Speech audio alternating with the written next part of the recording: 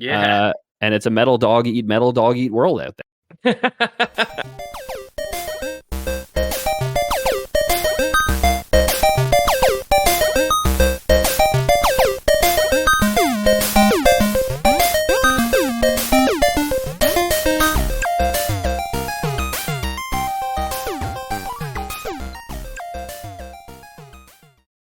I'm EP.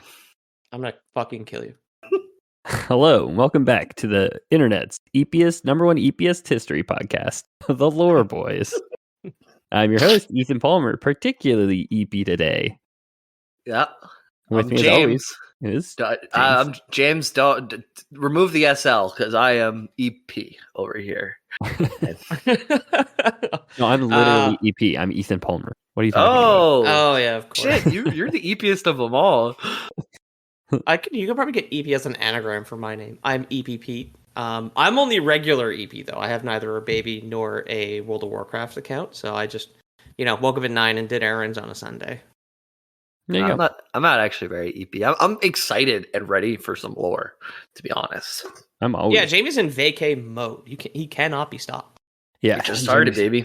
James got some serious gaming to get to. We're eating into his vacation time with all this work.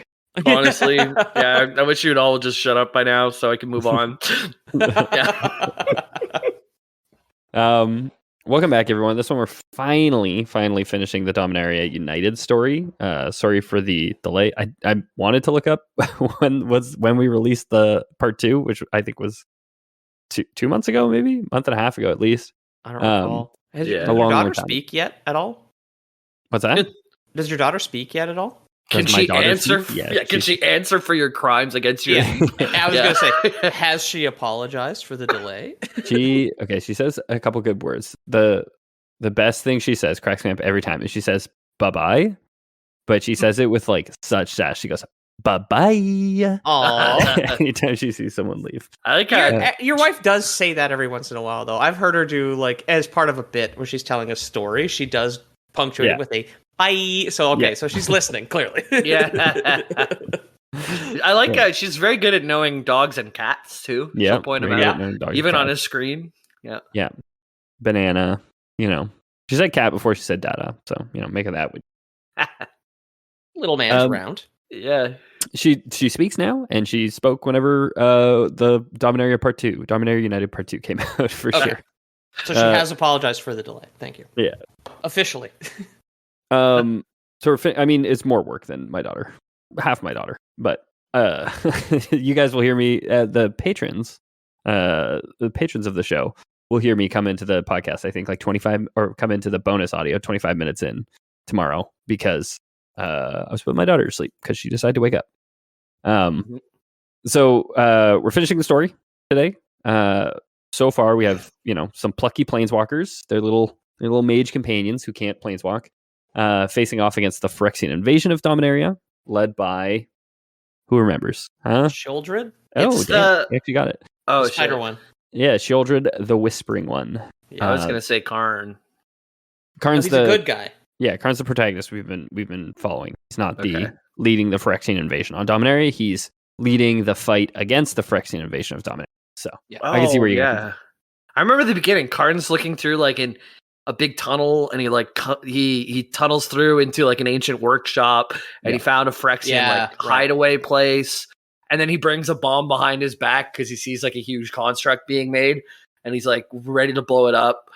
But then it blows up on him, and everything crumbles on him or something. He fights a cyborg who collapses the roof on his head. Right, right, with the eye. Yeah, right. And then that gets all buried, undug out. But he found something in there that's really valuable. Yeah, so I can't remember. I can't remember if he found the Silex there, or I think he just found something to decipher the Silex. He had been lying about it the entire time because he's so paranoid about everything being a Phyrexian, and I believe was proven correctly when a bunch of politicians and birds, like the birds hanging on the windowsill at Snow White's cabin, were also fucking robotic monsters. They're at a meeting, and he's like, that bird's not real. And then like Alex Jones crawled out of the bird. And then exactly. A Johnny, the Leonin planeswalkers rescued him from under the rubble. They do go to like this like summit where they like people are having like peace talks about like a petty squabble, in the grand scheme of things, I guess. And then Karn is trying reform is not petty if you don't know about the robot invasion, Ethan. I don't want it. And then I remember okay, continue, sorry. Karn is trying to warn everybody about the incoming Phyrexian invasion. They're like, Karn, you're paranoid, buddy, okay? But there's Phyrexians in the multiverse, but they're not here. They can't planeswalk, but they're all there. And he won't tell anyone about the Silex. And then, they're all there. He won't tell anyone where the Silex is. So he hides the Silex in Joryor's workshop on the Mana Ring, which in Media Res is where we are right now in the story. But if we jump back, he's like running around the building first, right? So that is, so that was the part 2 that we talked about. The bird escaped. A Johnny chased it at the window. Yeah. A bunch of the people at the summit turned into Phyrexians. And then there's 5 of them. There's Karn, Teferi, Joda, the Archmage, who's not a planeswalker. There's Jaya, the planeswalker. And then there's another just mage who turns out to be a Phyrexian in the but they're playing they're playing Among Us in there the whole time, where they're trying to find the Phyrexian. It's running around. They lock down the tower. Karn locks down the tower, even though unbeknownst to them at the time, like the full-on Phyrexian invasion was happening outside the window, basically. Right. But they couldn't know because they'd locked down trying to find this one Phyrexian. They'd close the shutters. I would have referenced The Thing personally, as far as like paranoid. Right, it's like that's like Boomer Among Us, yeah, Boomer is me exactly. So like Karn is like dipping it into blood, and he's like, "We'll do you next," and like touches the hot wire, and then the blood turns into a bird, which then turns into a monster instead of just going like and jumping. Which turns into Alex Jones, What's the Boomer we'll do Among you next, Us? Joe? The Thing. John Carpenter's The Thing. Okay, was it Among Us? The premise is the same as the movie The Thing, where it's a bunch of people that don't know who the monster is the whole like time. Have you ever drank the Thing potion at 3 a.m. and turned into the Thing? Have you seen the Among Us potions, guys? A friend of mine sent me that today for some reason. I don't know what you're talking about. And I'm getting really good at not thumbs upping or liking posts that people send me that I don't find funny. So Kyle will send me those Warhammer 40k Primarch ones where it's like Alex Jones or Joe Rogan head swapped in. I ain't watching that fucking shit. I've seen it 1,000 times. Another guy sent me the Amogus potion one of the weird guy with the red. It's a whole today. It's a whole like subset on YouTube. It's like if you want to creep yourself out, you can look up the X potion, and you usually have to drink it late at night, and then something happens. So this guy's like unsolved murders in your town if you want to get creeped out. No, that's some Mogus shit. If you drink the Among Us potion at 3 a.m., you become the imposter. Yeah. Anyway, okay. Okay. So part 2 was the tower, the Among Us episode. Yes. I might have said part 3 earlier. But we're definitely doing part 4 today. I see. Part 3 we already did. It was gathering allies around Dominaria for a fight on the Mana Rig. So we had some people go get some elves. We had some people go get some like human fighters. Phyrexian Dreadnought burst out of a mountain. Yeah. Second last mission in Witcher 3 when you go and collect all the people that you've helped so far and get them back. Yeah. For anyone who's listening a month from now and has just like gone back to back on these episodes, sorry for the long recap, but it's been a long time for my co-hosts. I really made them wait. So, I don't remember things I've written, so it's very helpful to like the callback like later on in the episode. We're like, oh, that's nice. But the magic stuff I find easier to remember, Phyrexians specifically, because as I've said multiple times, I think these guys are very cool. It's probably also because I'm such a good storyteller, but whatever. So where we left our heroes, they had split into groups to gather allies to bring to the Mana Rig, this ancient structure where the defenders of Dominaria plan to make their final stand. So now this episode, we'll talk about the final stand.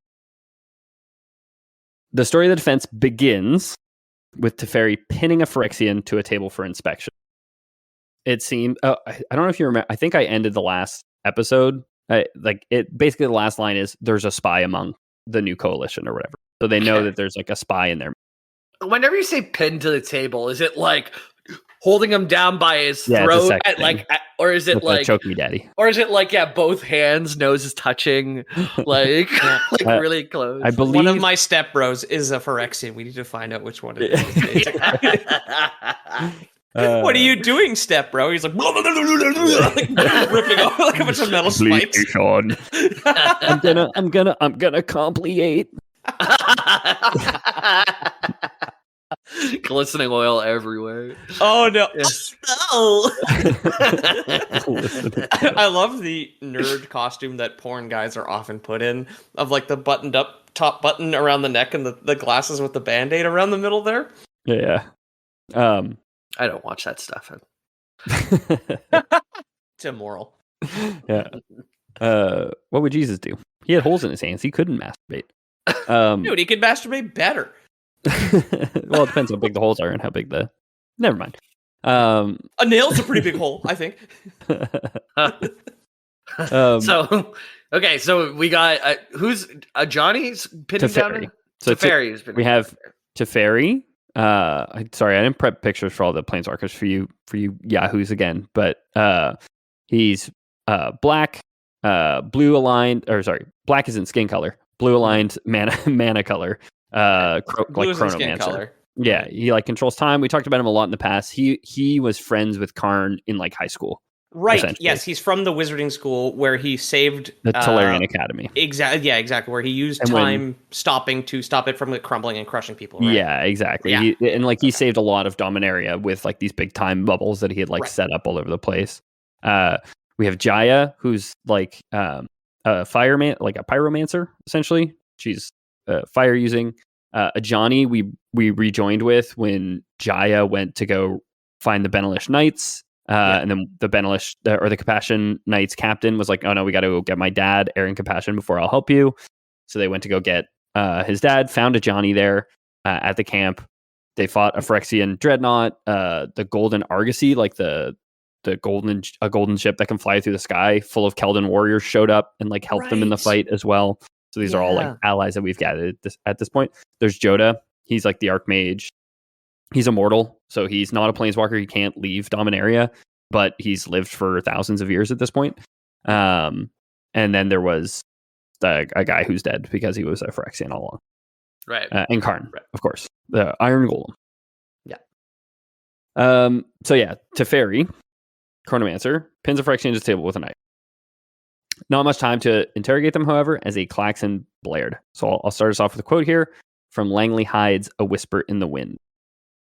The desert seethed. The Phyrexians beneath the mana rig were so numerous they resembled an iridescent pool in the bright Shivan light. Its surface heaved like a sea about to be breached by a whale, rippled, and then broke as an immense monstrosity arose from its depths. This was not another sortie. Teferi roared, "Status of the cannons? Not ready," one woman shouted. The first wave of Phyrexians scaled the mana rig sides. Coalition fighters shoved back their ladders, chopped off grappling hooks, and jabbed spears into the twisted beasts. A Phyrexian dreadnought lifted itself from the horde, whale-like in its immensity. Only no whale Karn had ever seen possessed a centipede's legs or mandibles. Yeah. Stones plinked from its glistening black body, and small fibers writhed out from its armor plates as if tasting the air. It lumbered toward the mana rig, its mandibles clacking. 9 hells, Teferi muttered. Aim for the dreadnought, for its thorax. Hold until you're ready to activate the cannons. Joya emerged from the lower deck, 2 human technologists at her heels. She rushed to the cannons and knelt, checking the final connections. Her assistants seated themselves behind the cannons, wielding them to face the dreadnought. The cannons accumulated power, their snouts wreathed in burning blue energy. Joya waved, "Fire." The cannons released a crackling blast that slammed into the Phyrexian's thorax, charring the metal and rocking it back into its own army. Blue energy burned between its armor plates. Joya waved again, and the cannons blasted the dreadnought a second time, ripping through its weakened armor. It collapsed onto its own troops, crushing them. "Well," Joya said, "those are working." So we haven't seen too much of Joyra yet. She's Karn's like crush, essentially. Also from Wizard School, right? Yeah, they went to school together. He was hanging out in her room reading the Silex or something. Yeah, I remember. He was lying in her bed, I think was the group that we had. Just reading his Silex instructions. Because she'd been missing for a while, or for like a long time. But she's back. She brought the Weatherlight. You guys remember like the ship with like a living wooden hull. Right. the Justice League of Dominaria uses as their like floating base. There was a fight with dragons. They recruited like Darigaz was one of the allies that they had recruited last time. These dragons who he's like the elder, one of the elder dragons, not one of the first dragons on Dominaria, but like the second generation of dragons, and he's the biggest, meanest one essentially. Right. Yeah, I remember that. They fought against the Dreadnought, right? Because it's also like gigantic or something. They needed dragons to help with that. No, they fought against. There was like a bat winged Phyrexian which appeared in the air, attacking the Weatherlight above them, and Darigaz showed up to like tear it apart essentially. Right. Yeah. To lay into it. One like small detail here, which I caught and I thought was interesting. So last year, I think, or maybe I think last year there was like the Magic has been doing a lot of crossovers. So they did like a Warhammer 40k crossover. They did a Lord of the Rings crossover. Fallout. They've done a bunch of crossovers, and they did a Dungeons and Dragons crossover not that long ago. And it's kind of been established in the past that Dungeons and Dragons and Magic the Gathering are the same universe. There's a Guildmaster's Guide to Ravnica, which is a D&D source book. Which is Ravnica, we've talked about. It's a plane in Magic the Gathering where like the Guild Pact is from, where Liliana and Jace are from. So it's like it's established canon, and Teferi says 9 hells, which is in D&D there's the 9 layers of hell. True. So it's like a common expletive in. Bless you. Oh, sorry. He just lost full control of his body there. Oh, I didn't have my mouse to. Yeah, that's just part of it. Just, amazing form on that sneeze. I also there's a little sleep fart. Too short to go into it too. I didn't. A little fart in the middle there too. Let's see if it comes through on the audio. It's not on my end.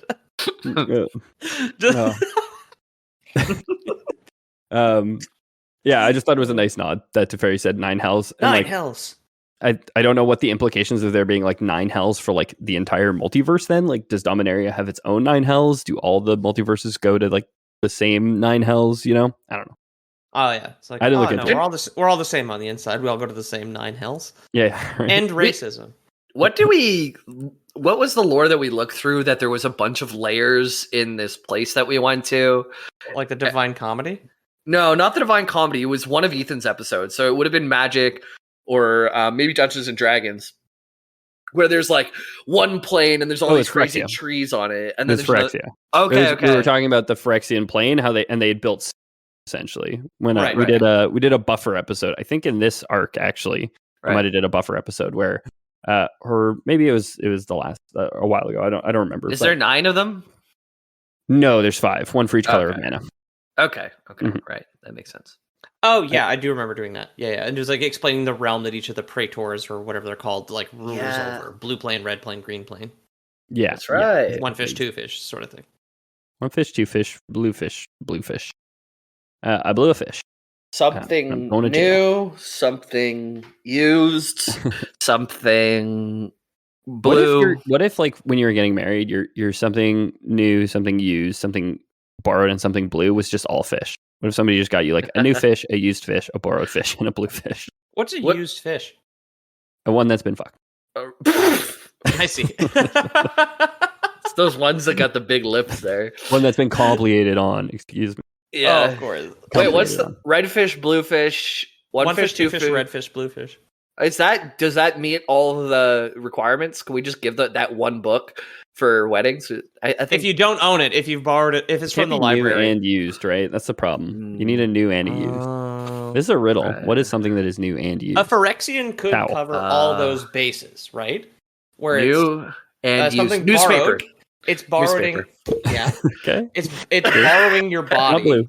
Blue aligned. The new bits are the metal bits, right? Like if you just invited Phyrexian to your wedding, you don't have to buy 4 gifts. Yeah. Okay. Good. Yeah, that is new and used actually for sure. Yeah. And yeah, just get like some blue metal in there, get some like cobalt going. If you get a colored newspaper, I think we hit all the boiler. Like a magazine. Yeah. What other is that a colored newspaper? One of them colored newspapers they got in the big city.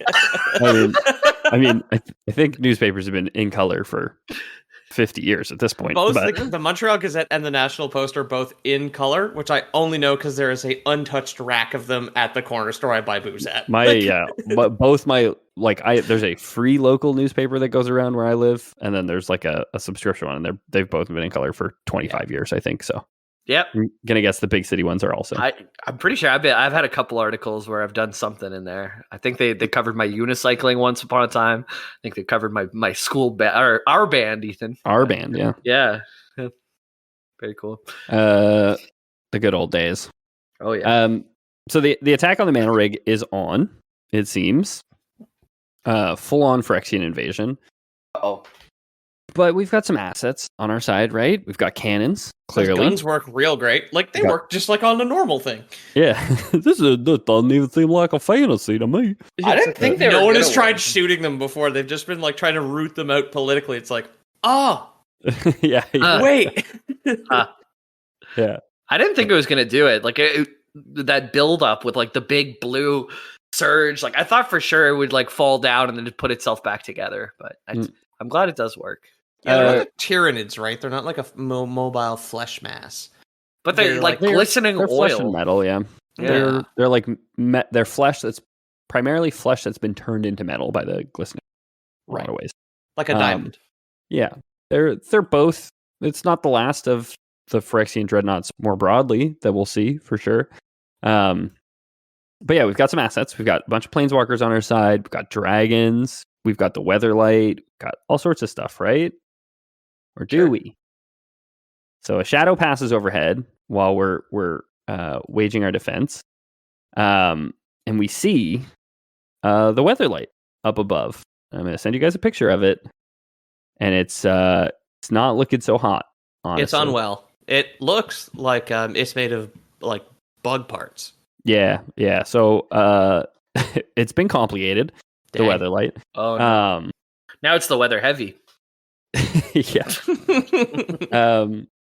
This was like a moment in the story. I think the story's quite good. Of all the Magic stories, I think Langley Hyde's story of Dominaria United has been quite good.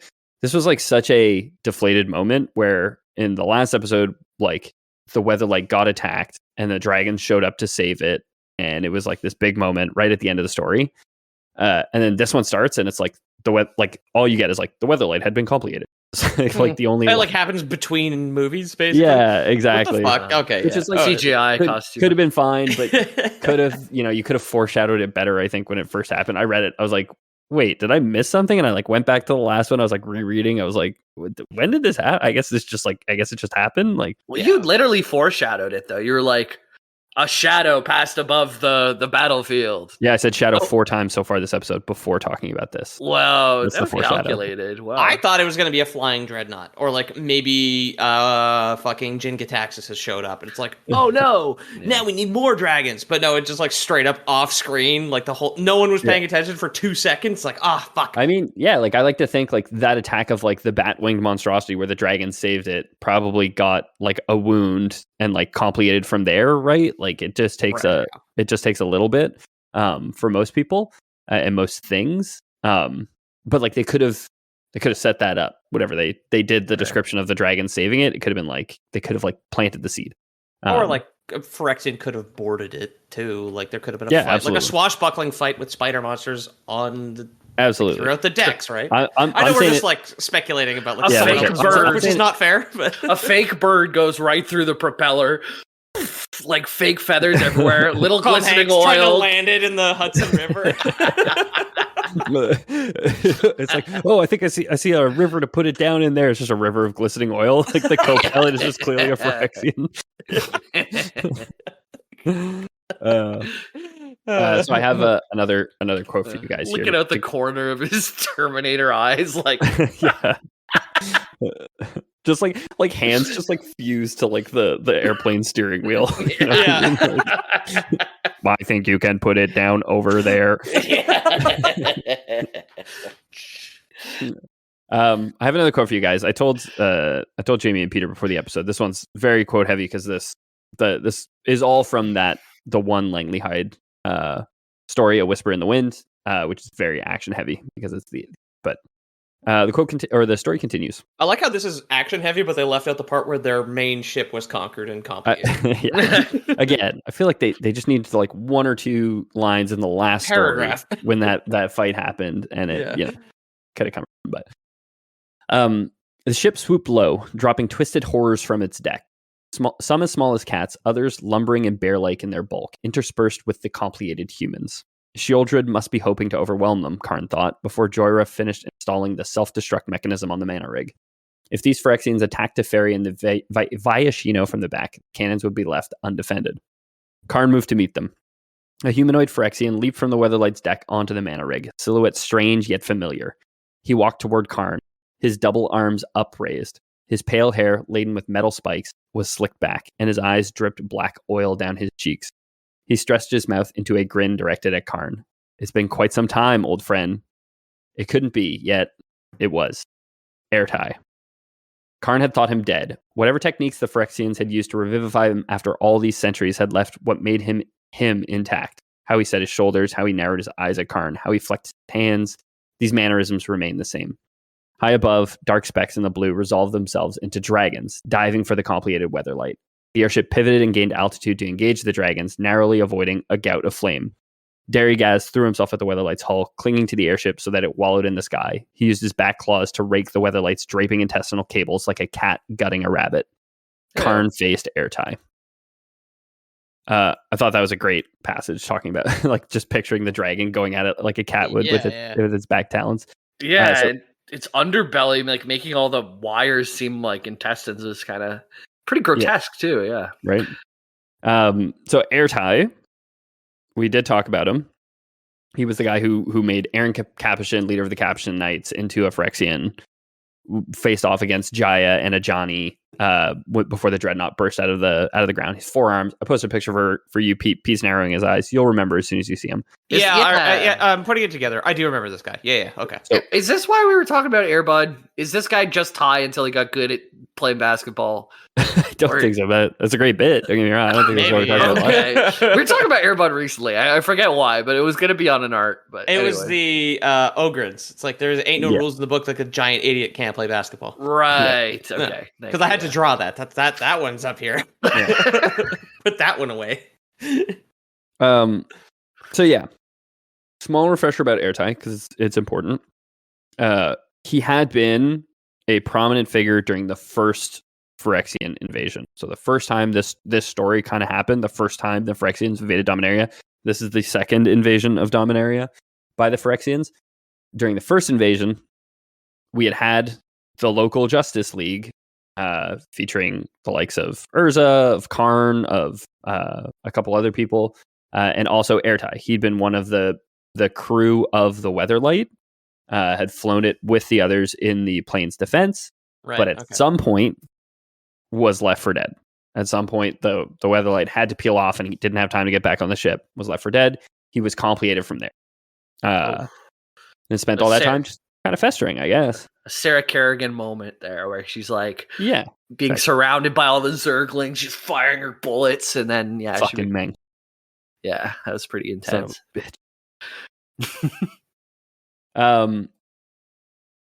So Airtie doesn't like that Karn specifically left him for dead all those centuries ago. Been kind of holding a grudge, you know. Phyrexian cyborg. He reveals that he made specific modifications to help himself defeat Karn over this time. He's like, yeah, I had a lot of centuries to just sit and think about how I can kill you, right? Big magnets. Pretty close, honestly. Hell yeah. Is it like one of those things that you use to open a geode, like a chain with a hammer kind of thing? I feel like that's how you would open up a Karn. But is that how you open a geode? I always just put it in, like, wrapped it in a towel and bashed it with a hammer. I've never opened a geode, but I've seen people open them online. And it shows, Jamie. Yeah. You can use like one of those rock saws, but there's like people will get a chain really tight and then just bang it, and then it looks like not like a chain like chain link. It looks like a chain that would almost be on a bike. But anyways, I'll send you some geode cracking videos. We'll swap geode cracking videos after this. Don't worry. Yeah, absolutely. I don't know if I've definitely seen one. I saw a guy do it with a hammer once, but I've only seen one. How many geode cracking videos do you guys watch? None. I did it myself. I didn't need the Indian guy with the notepad file to teach me how to do it. I just figured it out, right? I watched one yesterday of a guy who just kept going back to this this Chinese store that had these rocks, and they're basically surprise geodes. You get to take it home and crack it open. Maybe you get something, maybe you don't. Ticket? Yeah. Oh yeah. Yeah, and he went back and he kept buying them, and none of them had cool geodes. So. I did one last year and was really disappointed. Here. I did one last year and I was really disappointed. The crystals inside were kind of yellowish white, and so I wanted a purple one or something sexy. Or a fossil. Imagine you got a fossil in there. An ammonite, dude. Yeah, I have an ammonite already. So what? Oh, I want purple. Excuse me. Jesus Christ, Mr. Ammonite over here. Yeah. All right. Yeah. Okay. Brag, dude. This guy's got the golden ratio sitting right in his house. Yeah, exactly. Right there, keeps my energy balanced. So Karn closes on Airtie. He's like, "Yeah, sure, buddy. You had a couple centuries to think how to kill me. Well, not going to let you do it." Airtie paralyzes him with a spell, rusting his joints instantly. So, Tin Man's him. Not magnets, but rust. Yeah, corrosion. Oh, oil can. Oh man, yeah, exactly. He's just I cast oxidization. He's like, no. Yeah. He's like, oil can, like a Phyrexian runs over, glistening oil. He's like, no, not that one. Karn obviously doesn't play League of Legends because a rolling golem gathers no rust. Yeah. Right? Yeah. You got to keep rolling. What? Rolling? What? Yeah. Just Blitzcrank listening to he does. Biscuit. He rides or dies Joe Dirt. Come on, big pulse, get him. Yeah. So, Airtie paralyzes Karn, then lifts him up into the air with his forearm. I have more quote for you guys. Airtie lifted his doubled arms, drawing Karn into the air as if Karn weighed no more than a piece of dandelion fluff. That grip tightened, squeezing. If Karn had been a being with lungs, he would have passed out. He clenched his jaw against it, but that gave him no relief from the agony that pulsed through him, emanating from his plating. His metal body made a crumpling sound, denting beneath the pressure. Airtie opened his hands, slowly, finger by finger, unfurling his fists, but he did not release Karn. "You'll be unrecognizable," Airtie said. "Beautiful and new." Frost bloomed over Karn's body, a white sheen that coated his metal. He cooled. He could feel the metal contracting, stressed by the temperature difference between the Shivan desert heat and the magical ice. Airtie twisted his hands, a ringing gesture, then drew them apart.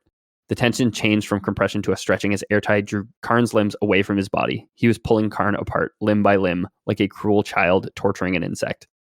Karn's joints torqued under the pressure. Metal gave way in Karn's shoulders, and his knees, the joints bent and mangled. What would it be like to die? Karn had never contemplated it, not as a realistic option for him. Death was something that happened to other people, a tragedy that he inevitably survived, and thought that he would always survive again. He had no way to fight this, no way to stop Airtie that he could think of, and the mana rig was being overrun. He would not like to die. Airtie grinned. The pressure intensified. Apparently dying's a whole lot like the life of a Coors Light Rocky Mountain ice cold can. You just get fucking crushed and frozen. Then Airtie picks him up in one hand, crushes Karn against his forehead. Yeah, just to move on to the next one, because you can't just have one. Yeah, Airtie hits him with the ice spell and the Rocky Mountains on Karn's chest. Go boy! Yeah, and then he stabs him in the chest with a pair of keys. Just sucks. What will it be like to die? Just drained. Yeah, you don't drink your Coors Light until they're blue aligned, right? Right. Yeah, exactly. Yeah. You gotta tap islands to drink before you can drink Coors Light. I placed my Coors Light in attack mode. Yeah, the card looks so similar just to a normal water card, but anyways. So Karn, obviously fearing his own mortality for the first time here, he thinks, what we all think of in those last moments. He thinks of the Silex, which he'd stashed away far just downstairs. He told someone though, right? He told someone in episode 2. So in episode 2, he told everybody the wrong place and told them each a different one. Okay. And it was a way of being like, whoever's trying to go there, I'll know that person was the enemy. Kind of. I thought he confided in one guy's like, this was the one I can actually trust, but I guess not. I don't think so. No. I have information that could lead to the arrest of Shieldred, and then the guy who tries to go get it is the Phyrexian. Right. Yeah. Okay, Shieldred's in Waffle House on third and Columbus. So I'll tell you who I am. Things aren't looking good for our good guys here, huh? No, not looking very good so far. So he thinks of the Silex, obviously. If you'll recall, is very afraid of the Silex falling into the possession of the Phyrexians. He's afraid of himself falling into the possession of the Phyrexians. And he's afraid of the Mana Rig falling into the possession of the Phyrexians. Kind of the logic behind staging the defense here was like, hey, all those pieces are in one place so we can just have a concentrated defense again. Right. Now he's got death to worry about, so there's a fourth thing. Yeah, also, right. And he's like, he's been working on decoding the Silex to be able to take it to Phyrexia and blow up the plane of Phyrexia, essentially. Right. Yeah. He knows he must protect it. Even if he should die, he knows he has to do everything he can to protect it from falling into the Phyrexian's hands. So Karn, laying kind of like rusted and crumpled on the ground, reaches through the blind eternities, manages to cast a spell across the distance to the workshop in the Mana Rig to wrap the Silex in carbon fiber, or carbon filaments it's described as, which I thought was a weird touch. He snaps. Is that not metal, so they can't copy it? Like, actually, that's a good point. You might be right. I didn't even think of that. I was like, why carbon? But that it's like, he casts a spell through the blind eternities, wraps it in a plastic bag. They're like, no, it doesn't break down. You can't complicate it. Right? I should say, casting spells through the blind eternity is super not easy to do. So it takes a toll on his magical juice, his mana, I guess you could say. Okay. Even over a short distance like this, it's just like You said a little bit earlier, just for like the title game, I really liked Rusted and Crumpled. That was nice. Where he's like, he's on the ground, rusted and crumpled. I'll put it down for the losers. Like an old can of Coors Light. Feeling like a can of Coors Light. Yeah. Put that on a t-shirt. We probably can't. Yeah. No, we can't. Well, yeah. People, Coors Light, mostly water. Yep. Bubbly. Mm-hmm. You know, a jellyfish and a Coors Light are 90% water. Yeah, they share 90% of DNA. Yeah, human beings actually share 76% of our DNA with a Coors Light. That's why I piss on anyone who drinks Coors Light. Yeah. So he snaps the Silex shut in this nice little metal egg or egg of protection, and he kind of just comes to terms with being torn apart by the man with the bulging forearms. Get it? Forearms? Anyway, I wrote that one. I was just picturing a metal Popeye. Just ripping them apart. My metal spinach is all. Yeah, holding the pipe in his mouth. I don't know what Popeye sounds like. If that's not obvious. I know he's really gravelly, right? He's like, yeah. Is he? I don't know. What does olive oil sound like? Oh, me. Save me, Popeye. Probably. Again, don't know, but if I had to guess, probably. So he comes to terms with being torn apart, but just then, what shows up but flying ship? Not the Weatherlight, but the Golden Argosy. It appears in the sky. The Argosy? Huh? The Argosy? I think we made that joke last I feel like this sounds familiar. All right, I'm into it. All right. Johnny hops off its deck and slices Airtie in the back. Airtie gives a nice little Wilhelm scream, plummets off the Mana Rig side, surely to die off screen, right? Yeah, sure. Just like, definitely not confirmed dead, just falls off the edge. Warriors stream off the Golden Argosy, to join the fight, and Karn tells Johnny that they need to head to Joyer's workshop to get the Silex. He's like all twisted on the deck, his face is sideways. He's like, we gotta get him. Yeah, exactly. Or he's like a cube from a junkyard at this point, just with Karn's face on it.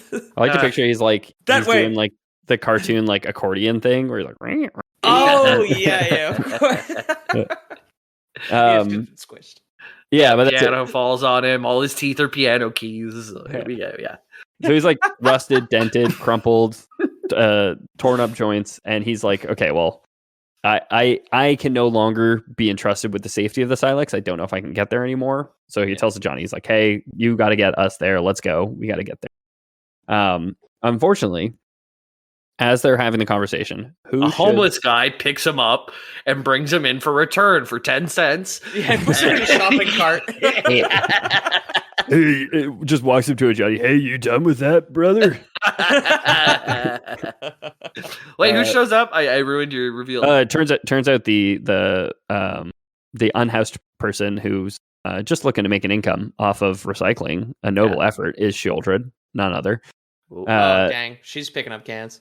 Yeah, exactly. It's got a lot of limbs for it. So I posted a picture for you guys to look at, and I'll read you a short excerpt, which will describe her a little.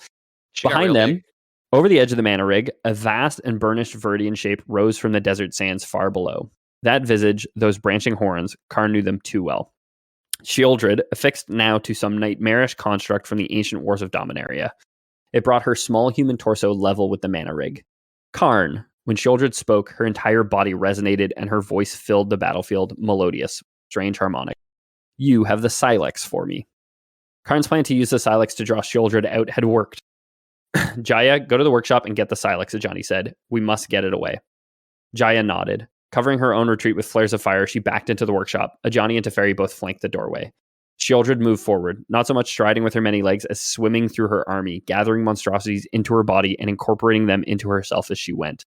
She approached the mana rig from the side. Cannon fire rained down against her iron shell, but sheeted from her body. It did not damage her.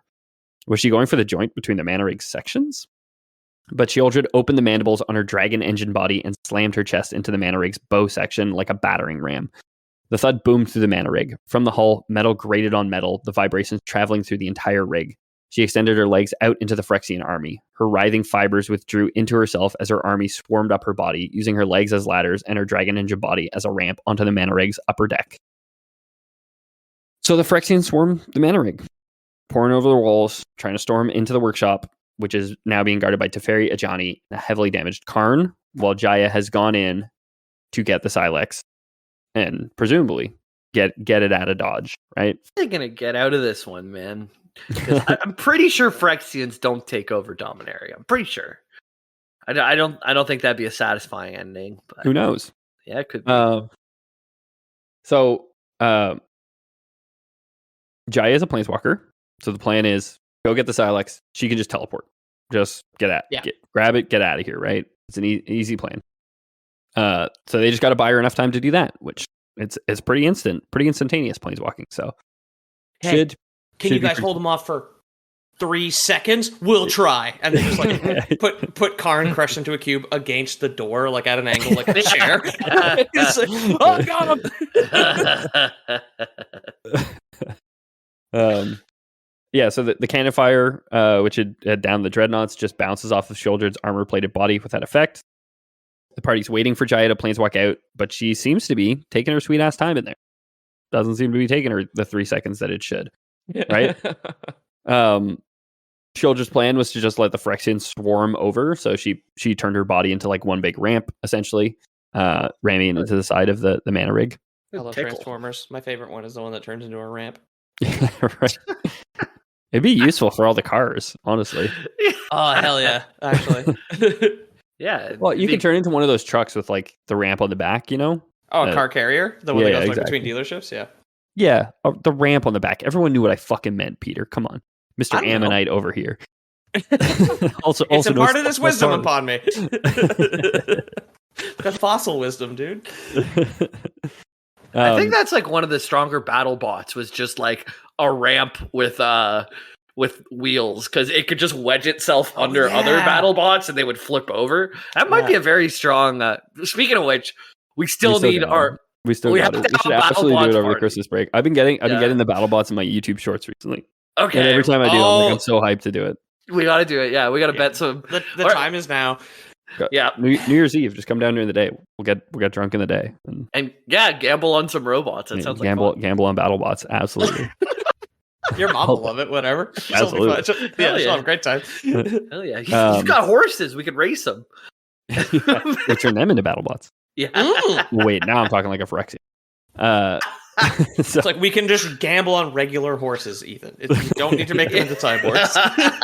Well, I'm putting a ramp and a saw on mine, so good luck in the race, okay?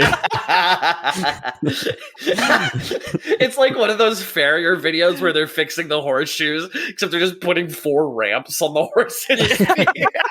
Turn it into a car carrier, right, Peter? What? I don't know what the fuck you're talking about. You guys fight it out on New Year's. We'll film it. I'm going to build the heavily armored horse, the dome one, and his ramp horse can go up against that. The box, yeah. I'm just going to get the one big swinging hammer on my horse's head. Okay. Yeah. Every time they buck, it's like swings the hammer down. Yeah, exactly. Yeah.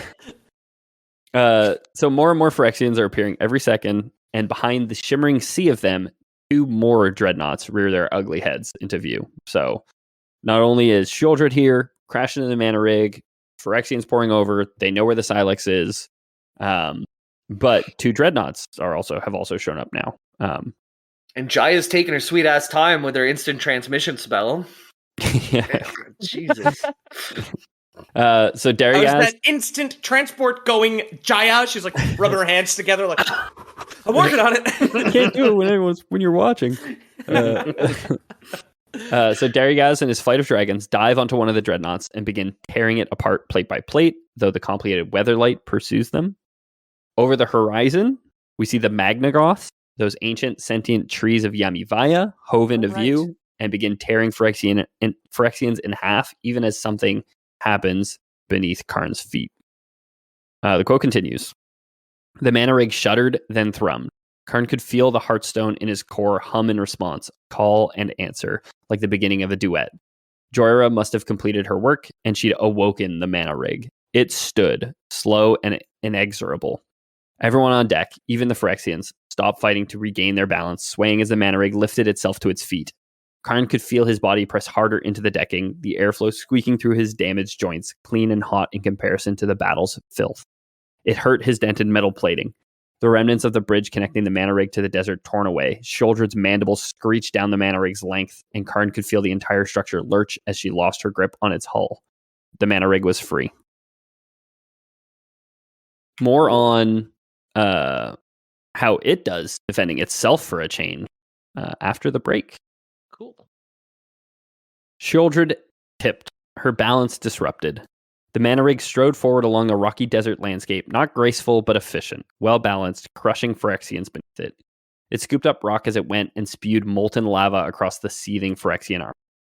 Karn could not see the details, but he could see the results. Withering masses, shrinking as they burned, soon submerged under thick waves of molten rock. Welcome back from the break, everybody. The mana rig came alive, not something we knew it could do. Yeah. And it's a metal dog eat world out there.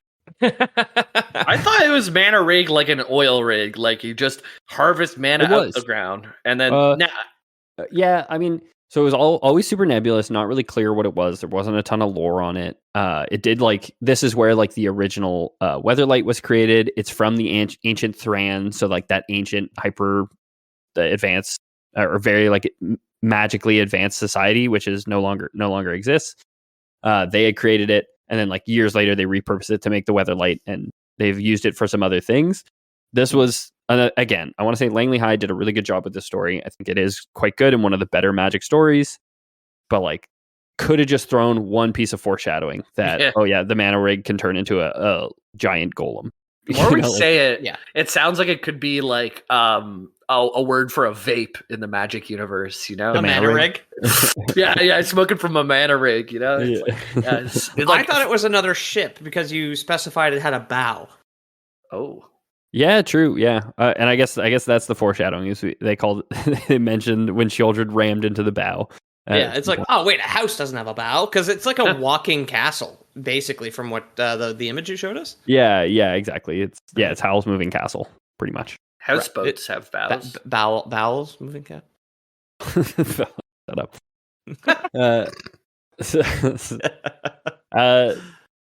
So things were looking dire, but it seems like with this, the fight against the Phyrexians had turned. They dislodged Sheoldred, so they're able to like kind of stem the tide of Phyrexians pouring up the sides, and kind of just deal with the ones that are on deck. I've always fantasized about getting out of traffic this way, where my car's tires would extend on like Doc Ock legs and like gallop out. Yeah, I've thought about it a million times. I've always because he just gets up and like walks through them. Right? For me, the few times I've been in traffic recently, and it's a thing that I thought of as a kid too. Like Doc Ock, a true Transformer fan. Like Doc Ock extendo legs, where the tires of my car would flatten, like hubcap down, and I would just be able to walk through traffic, like on big like spindly like the Dolly elephants, basically, right? It's like Pete looking at his dashboard with like wide eyes, being like, "Oh boy, I wish Bumblebee would show up and get me to work on time." Every time he drives me to your house, it's terrifying. He's trying to go over smaller cars. It's pretty scary. Yeah. On Mana Ring, I'm picturing now like all the good guys are going to be like the Power Rangers whenever they combine their big mecha all together. So cool. So it's going to be like Karn and Jaya and like a Johnny, and they're all in the control room. And like anytime they get hit, sparks go flying everywhere and they like fly backwards. Power Rangers when, Jamie? You seem to love that shit. You just lit up. Yeah, man. Power Rangers eventually. People have been asking for it. So yeah, like the fight is going well. We've got our car walking over traffic, no problem. Nice. The Magnagoths had shown up kind of on the horizon at the back of the Phyrexian ranks, and we're tearing into them. The Yavimayan elves, they have those like flying mounts, essentially. They show up like on the Mana Rig as well to help with the fight there, so we get reinforcements. Joda shows up with them. But despite all that, Karn, as a planeswalker, pretty attuned to the Blind Eternities, could tell that Jaya had not planeswalked away with the Sylex, right? Okay, still. So something's up. Right? Oh, fuck. Is she a Phyrexian? Because there's still one. Apprehensive, he turns to the workshop when Jaya emerged from Jorah's workshop, stepping out into the space. No, Jorah's workshop. So Jaya stepped out from Jorah's workshop. Jorah is here, and she was here. She did enable the cannons earlier. So you're about, how far into the episode are we? 40 minutes late on that one, but Jaya I appreciate it. Close enough. Okay. Sorry, I thought this was the crush and she was going to be a Phyrexian, and it was going to be that much more heartbreaking to Karn, who hates Phyrexians and loves women. Jaya, elderly pyromancer planeswalker. Okay, yes. Emerged from Jorah's workshop, stepping out into the space between Teferi and Ajani. In her arms, she held the titanium lump that Karn had generated around the Sylex.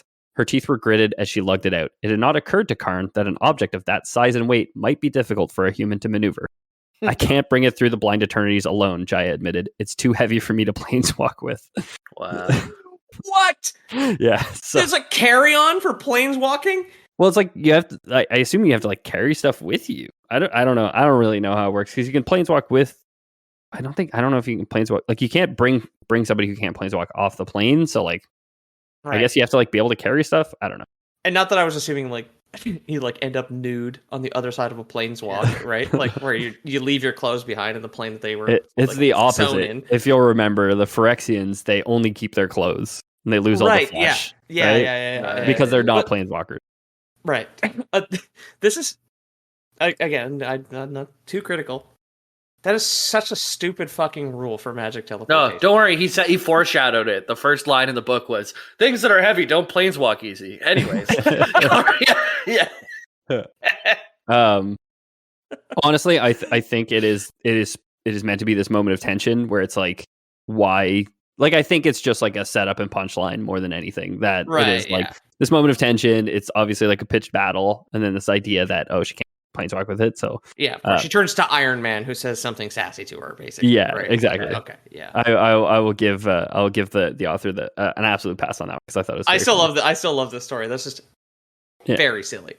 So the quote continues. Karn nodded. He passed his bent hands over the case, stripping off its protective metal coating. Then he waved again, and the lockless chest opened. The Sylex gleamed in its box. It alone would be light enough for Jaya to carry. Finally, Johnny's voice sounded distorted, not with bloodlust growl, but mechanical. Karn turned toward his friend. Ajani bared his teeth in an agonized grimace. He flattened his ears and clenched his good eyes shut. His skin undulated as if worms crawled beneath his fur's surface. Jaya made a noise of disbelief. Teferi stepped forward. No, Ajani couldn't be. Ajani's good eye widened with horror. He shook his head in denial and mouthed, no, no, no, gripping his own arms as if he could restrain the Phyrexian fibers beneath his skin and prevent them from emerging. But they engorged, ripping open muscle and fur to reveal a sleek, dense Phyrexian musculature that had been installed beneath his own. Ajani had been completed. He was the spy, the traitor. He'd betrayed them to Sheol. No. So it's not good. Cats Ajani... are so selfish, man. Jamie's really struggling with this kid these days. He is. This story really hits home. We're having a better week this week than last week, but still, geez. That's exactly how it goes. If she was a traitorous machine, you'd believe it at this point, right? Yeah, totally Kissing in her would. bed and whatnot. Well, she's locked in the kitchen because last week she was jumping all over and aggravating the dog and aggravating me. So she's in the kitchen. She's gonna get bit by a Phyrexian rat, and yeah. Okay. So the more attentive listeners, so you two are excused, may have noticed that the moment Karn told Ajani of the Silex's location, Sheoldred appeared. It was like mid-conversation. As soon as he said the Silex is in Jorah's workshop, it's like the next sentence is like Sheoldred's there. She's like, hey, you got the Silex for me, bro? Right. She's like listening through his ears basically because he doesn't know he's a machine yet. Yeah, exactly. The sleeper cells, and this is new with the new Phyrexian invasions. The Phyrexians are able to do this, is create these like completely like unknowing stooges essentially. Yeah. The bug's been planted on him. It's like the tin can's been like tucked into his belt and just like leads off the mana rig. Yeah. Hey, you wearing a wire? Just a can taped to his chest. He doesn't show symptoms, but he's got to call his partners and stuff. Yeah. So Ajani, you'll also recall, had disappeared from the story for a while, right? When the Phyrexians attacked the tower originally, Ajani had chased one across rooftops while Karn was like, oh, I can't because the balconies will break under my weight. So he couldn't go after Ajani right before Karn put the building into lockdown, right? So that's why Ajani wasn't in the tower with them. He had fled across the rooftops to chase down a Phyrexian. While they were rooting around inside the tower, trying to find that lone Phyrexian and playing John Carpenter's The Thing, Karn had scryed on Ajani, but he had trouble focusing on him. At the time, it seemed either because Ajani was fighting Phyrexians or because he was talking to a young knight who presumably was a sleeper agent. So here's a quote from that story that I've read you guys this quote before. A haze filled the amulet's crystalline surface. Karn frowned. Ajani, where was he? The scryer stuttered, then resolved. Ajani seemed to be fighting. Karn could not make out the shadowed forms that Ajani exchanged blows with, but he suspected them to be Phyrexian, which explained the scryer's difficulty focusing on them. The image clarified, and Karn saw Ajani speaking with a young Capashen knight, a woman with a brash set to her shoulders. Right, so, even back then, he was already complicated because Ajani was trying to scry on him, thought he couldn't scry on him because he was near Phyrexians, but it's because he was a Phyrexian at the time. Right. Now, as far as a actual lore question goes, not big, a bit. Big robots don't scry.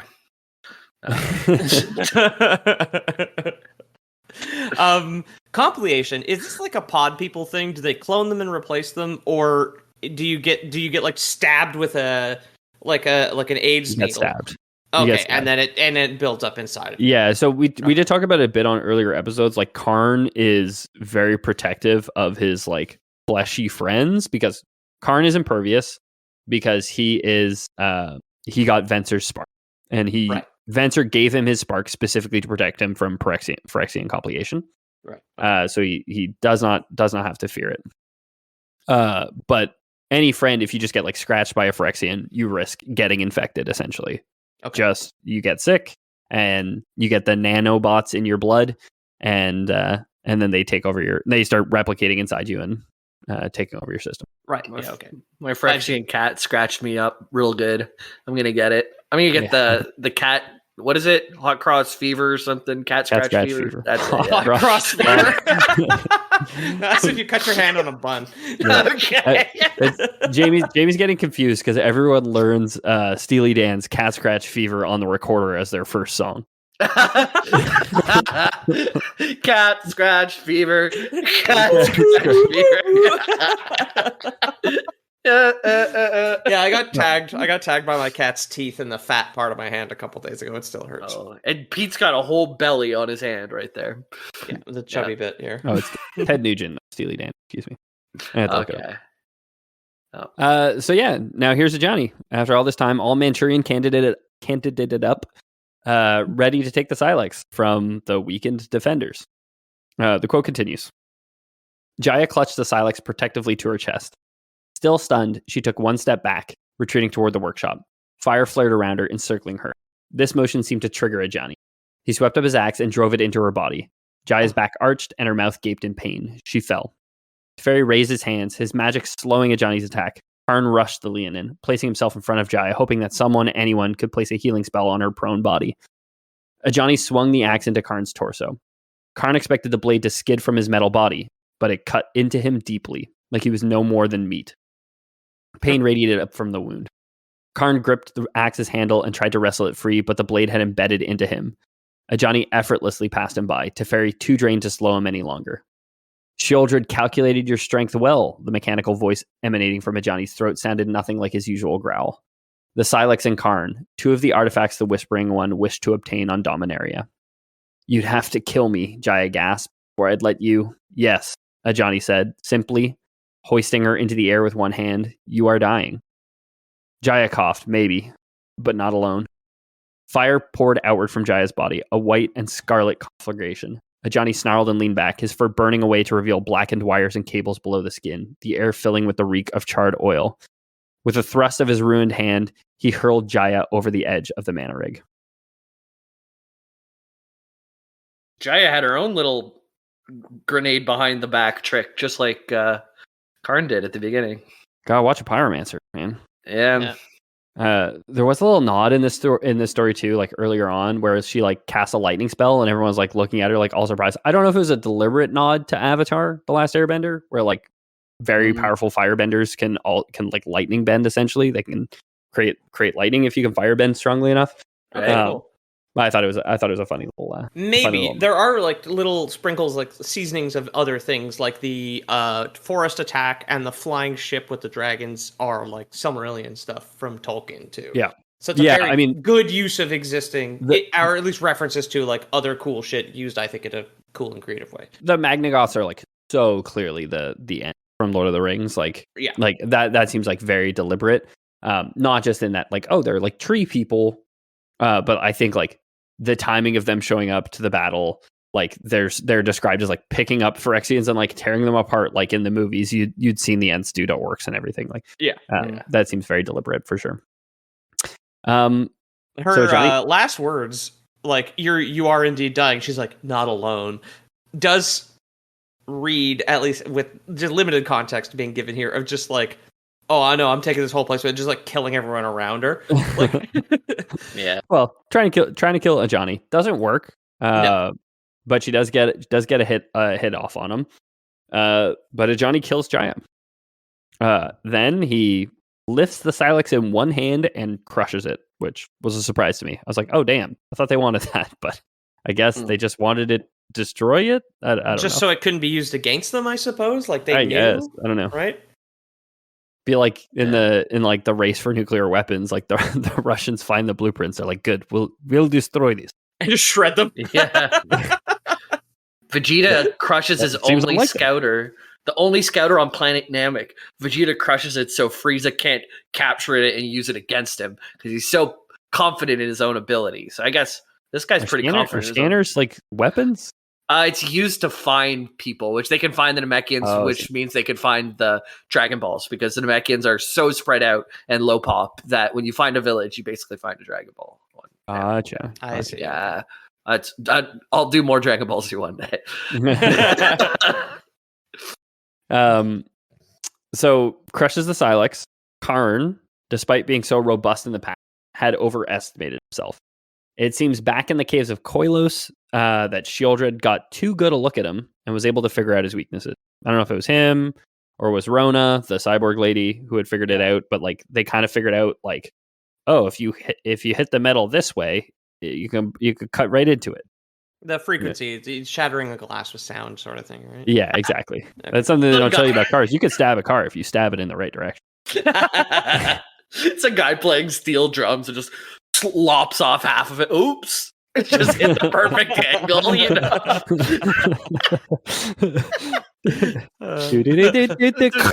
Oh no. Oh no. My steel drums. Why? Is that the accent of people with steel drums? Like I was thinking French. I was thinking of a French accent because I was thinking the crab who sings it has a French accent, right? Oh, yeah. No, he's like Caribbean. The chef who tries to murder him is French. I've never seen it. So. Under the Sea. I've never seen it. I've only seen one video of somebody cracking open a geode. I don't know what to tell you. Yeah. Can't hold my breath that long.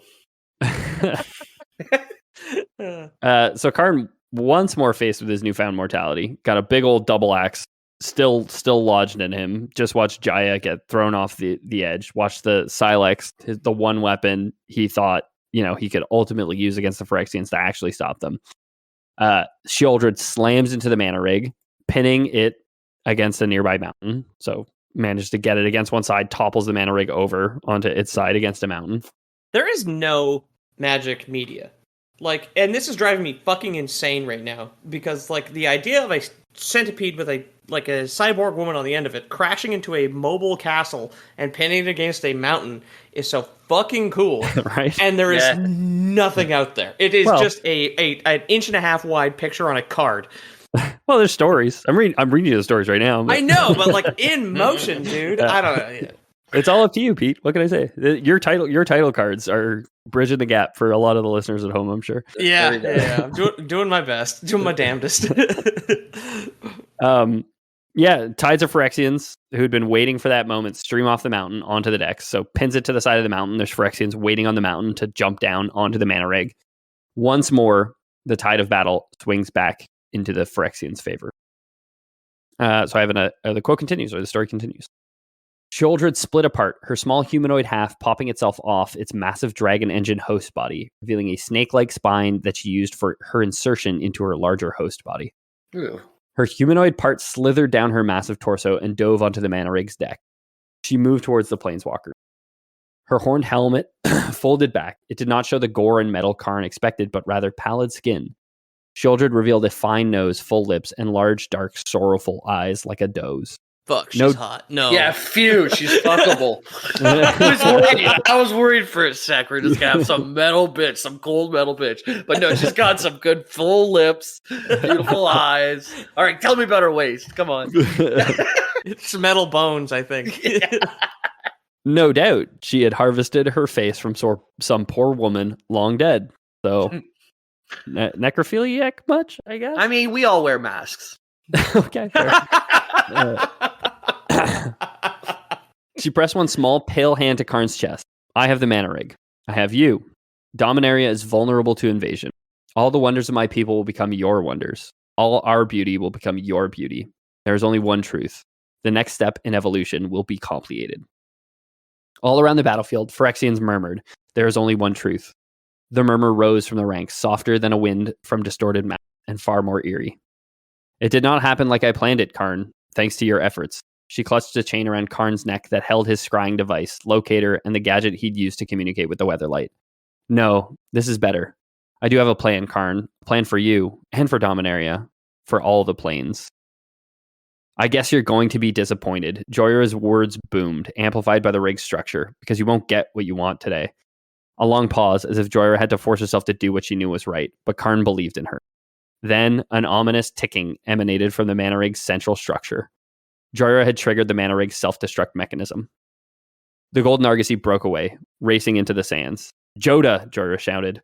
Portal everyone out of here now. Joda wrenched himself to his feet. Around the mana rig's deck, portals whirled into existence, swallowing up nearby troops. The gaping soldiers who weren't sucked in got shoved through by friends quicker to understand what was about to happen. Joda pulled up a portal and threw Danitha, Rada, and Maria into it, shifting them to a safe location away from the blast radius. He even ensured that Maria's precious Kavu would not be left behind, enveloping it in a whirling portal. Lastly, Joda looked at Karn. His eyes bright with regret, he stepped back through his final portal. The decks grew eerily quiet. Shieldred with her stolen face unmoved, a Johnny controlled, his arm a skeletal in charred ruin where Jaya had burned him. Karn waited. The mana rig explodes. Across the landscape, the survivors gather to mourn their defeat. They'd lost the mana rig, they'd lost Silex, they'd lost Johnny, Jaya, and Karn. They licked their wounds and burned Phyrexian corpses, but the fight was far from over. The mana rig had blown up, so the invasion had stopped for now. But as Shieldred had said, Dominaria was vulnerable to invasion. The Phyrexians had been driven back by the explosion of the mana rig, but the plane was more vulnerable now than ever before. The various factions dispersed, returned to their homes to recover as much as they could while they waited for the apocalypse to come knock. The survivors hold a memorial to Jaya, leaving a gravestone unmarked so that when Karn returns, he could inscribe it. At the funeral, however, is a new face for us, at least. The planeswalker Saheeli Rai, inventor extraordinaire from Kaladesh, plane of magical invention. So we've talked offhand about Kaladesh before. It's where Chandra is from. Okay. It is like it's aetherpunk would be the punk suffix to describe it, which is like steampunk but with magic instead of steam. So it's all magic. You get big blue crystals. I was gonna say blue steam or whatever. Yeah, they would smoke mana rigs. They would absolutely smoke mana rigs. Hell Those yeah. Kaladesh. Exactly. Yeah, cool. So this planeswalker Saheeli Rai was not on the plane of Dominaria during the invasion, but she is here now. During the funeral for Jaya, we see her. Because together, Fairy and Saheeli have a plan. They venture to Urza's Tower, the stronghold built by the ancient planeswalker during the First Brothers War. Centuries and centuries and centuries ago. I'll send you guys a picture just because it's a cool looking tower.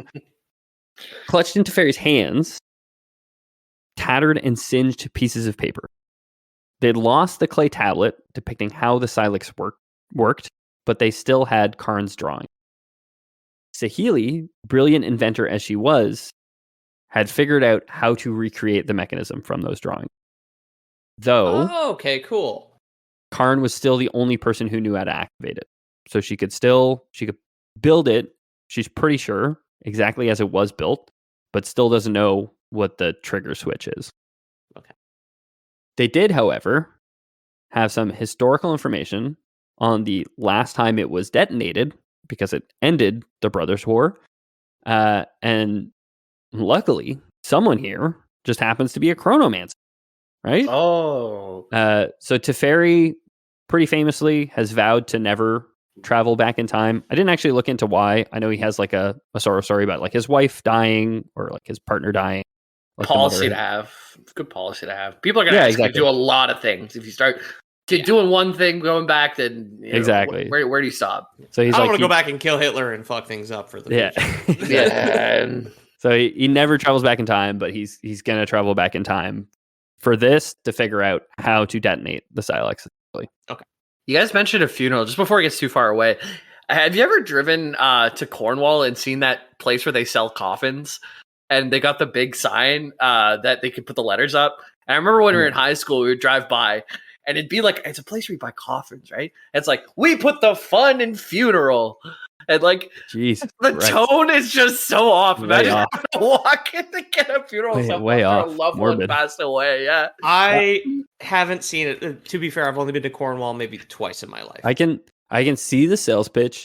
I can see it working for a portion of their sales audience, which is like burying a clown. Like, well, it's got like a much clowns are buried at sea, Jamie. You don't need a coffin for them. they've just clown coffins have like a check at the bottom to fit the shoes. Yes, of course. Yeah.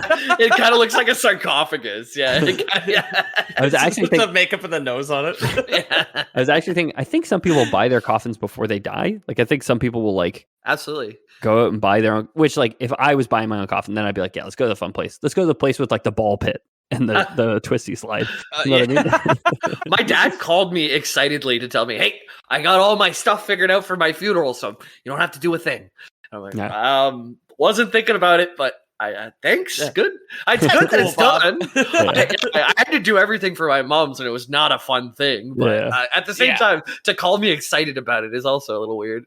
He puts the fun in funeral, I bet. Yeah. I remember my ex's mother's death certificate.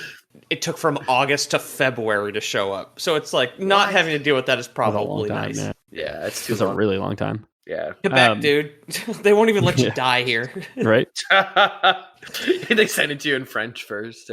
Yeah, exactly. Probably. Yeah. Fuckers. Yeah, my wife's name was wrong, or is wrong, on her birth certificate, because she had a birth certificate, which at the time it was your municipality which printed your birth certificate. So she has her municipality's birth certificate, and then in like 2001 they switched to provincial birth certificates, so it's like a standardized birth certificate. She's like 10 already. What the fuck? Yeah, well, it's worse than that when like her grandfather had to get his birth certificate from like the 1930s like standardized to the provincial one. Your parents did this for you, Pete, because you were born in Quebec. I don't even know how old he is. Like, cut him open, count the rings. Jesus. So it was funny. He was younger than he said he was, than his birth certificate said he was, because he forged his birth certificate to join the army, to join the Second World War. Wow. A year before he could, or 2 years before he could. Okay. And they tried to deny him his new one, because they tried to accuse him of stealing 2 years of social security, basically. Oh, fuck you. Because he claimed his social security benefits 2 years early. Because that's when his birth certificate allowed him to. But he also just like didn't really know when he was born, because that was like a time when he didn't really track that stuff.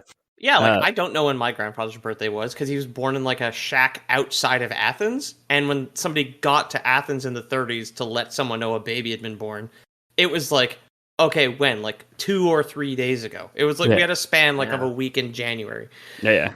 And his grandfather is really strong. He started picking up the corner of the house to get his ball and stuff. Mm-hmm. And he was given a young Pegasus as a child. Yep. And that's all I know about Athens, I think, is that Hercules was there once. Was there once. Sorry, not to change the subject.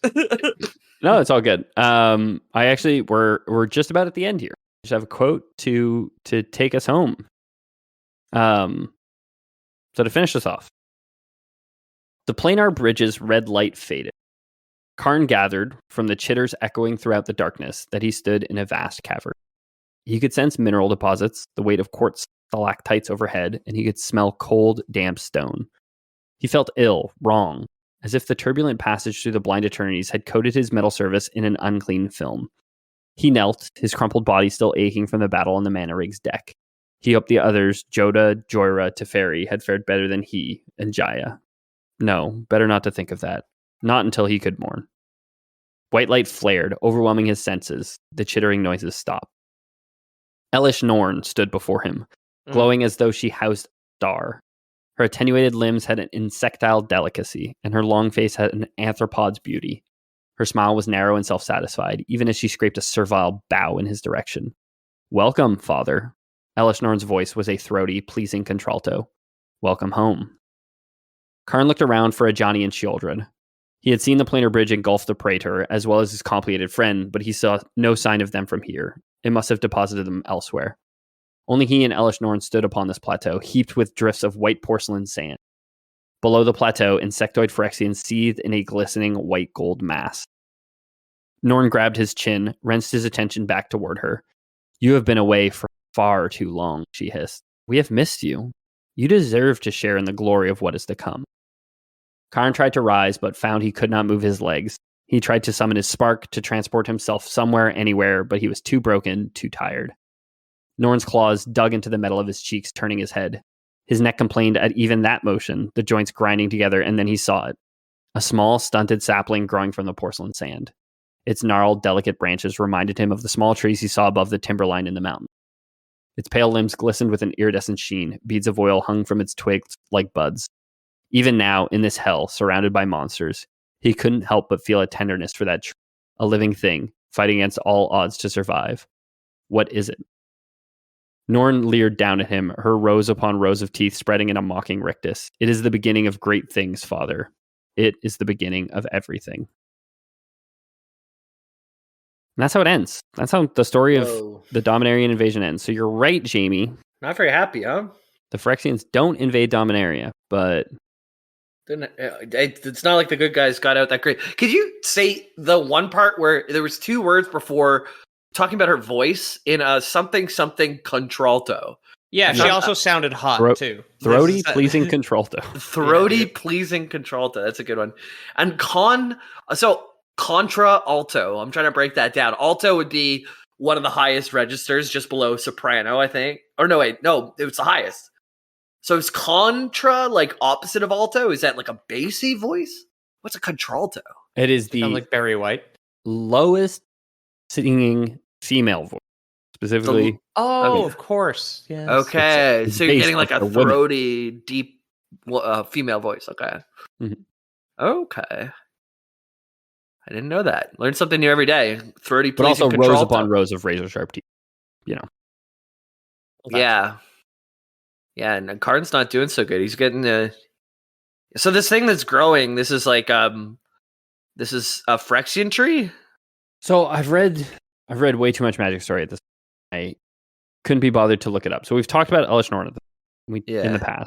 And we talked about new Phyrexia. And we talked about when we talked about the five spheres of Phyrexia.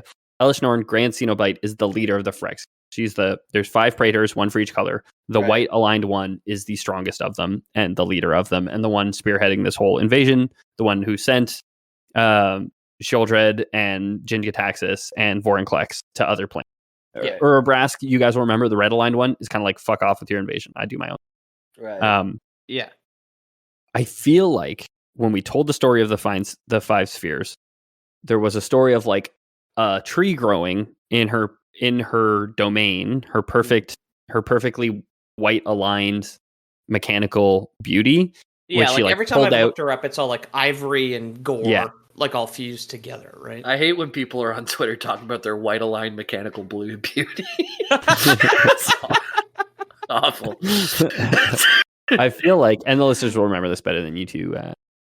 But I feel like I did tell the story, like there was a tree growing out of the roots and she went to go pluck it, and then like an arm came out and there was like all flesh beneath, and it like ruined the beauty of her palace, right? Yes. Yeah. So I think it's like a nice little parallel that there is like a tree there, and this is beautiful foreshadowing that like, hey, from that dream something has come and she has an idea. Now she's okay with the tree being there because she was very insistent on like uprooting it the last time we saw this. Perfect merger of like imagery. Phyrexian and flesh, right? Like this. We're seeing life. Like the same imagery twice, right? Like the last time we saw it, it was like an aberration and it had to be plucked, and now this time we see it through the eyes of somebody else who sees it as this beautiful thing. Like Sheoldred probably considered it at the time. Like when we heard the story last time, if Karn had been there, Karn probably would have been like, oh yeah, it's great that there's a tree growing in her garden, right? But now she seems to be like, this is the beginning of great things. So she has a little something up her sleeve, my guys. Right. Thanks for listening, everybody. I don't know when we'll get to Invasion of the Multiverse and like, you know, the rest of the Phyrexian arc. Honestly, I still do love the Phyrexians. I'm going to do Gundam at some point in the near future. There's a couple other things that I actually want to revisit. So I don't know when we're going to continue this story, but speaking of continue, I think we will be off next week for the holidays too. So if you're expecting us the week of the 25th and the 1st, we're going to just take a little time off, be with our families, see each other, hang out, but we'll be back in the new year. It'll be the 27th of December. No regular episode is the assumption. Yeah. Yep. I think this is the only time we've planned to take a week off all year. So we're adults now, finally. Yeah. I think more than a year, but yeah. We love you guys. Thanks so much for listening. Really means the world to us that you guys are here every week and you guys get excited about the stuff that we talk about. Mm-hmm. We do have a million more episodes that we want to do, and we want to talk about all the things that you want to hear. And the best place you can let us know about that stuff is probably our Discord, discord.gg/loreboys. LOREBOYS. That's where all the stuff happens. That's where we're chatting. That's where we're hanging out. If you want to be a part of the community, people have nights where they hang out and chat. So I was just playing Red Dead the other day, and I just felt like streaming, but not really streaming. So I think I hopped in a channel and just like put my live on, see if anyone wanted to watch. And so yeah, just discord.gg. That's where the community is. Yeah. You get David, our moderator, posting the video of the TLC video where the guy wants to have sex with his car. I wonder what that's referencing, huh, guys? Classic TLC documentary. Well, it's referencing Peter wanting to skip traffic. Oh, of course. By having sex. You got to motivate your car by having sex with it. Nothing about you have to offer it sex. Yeah. Nothing about that Transformers episode where you accused me of fucking cars the whole time, of course. I have never accused you of anything. No, you completely put that out there on your own. You're like, no. Yeah. You gaslighted me not even now, years later. I get aroused by cars. I want to have sex with them. And speaking of just saying gaslight gets me a little going. Just oh yeah. Oh my gaslight's on her. Peter, is there anything you wanted to say to the listeners before we close? At Low Bros Podcast on Instagram, come say hi. Thank you for all the follows. A lot recently, which was surprising. Kind of slowed down for a bit after we cleared 1,000, which was cool. Yeah, I didn't do last week because we recorded late, and then I kind of got wrapped up in pre-holiday bullshit. But there's always things there to look at, regardless. And yeah, again, thanks for all the follows, all the support out there. Excuse me. Inhale my own spit. The Spotify Wrapped was a lot of fun. People sending stories that we were tagged in, like, oh, you're my first, second, third, fourth, fifth, whatever. I listened to 27,000 hours of Lore Boys last year, and I'm like, crazy. You guys are insane. Cool. So cool. I didn't know we put out that much content. I hope you're healthy. Yeah. Super. But yeah, cool. All very cool. I love that. Yeah. If you guys like the show, the best way you can help us out is by leaving us a review or telling your friends about us. To help us continue to grow and find the algorithm and get the thumbs up from Google and all that stuff.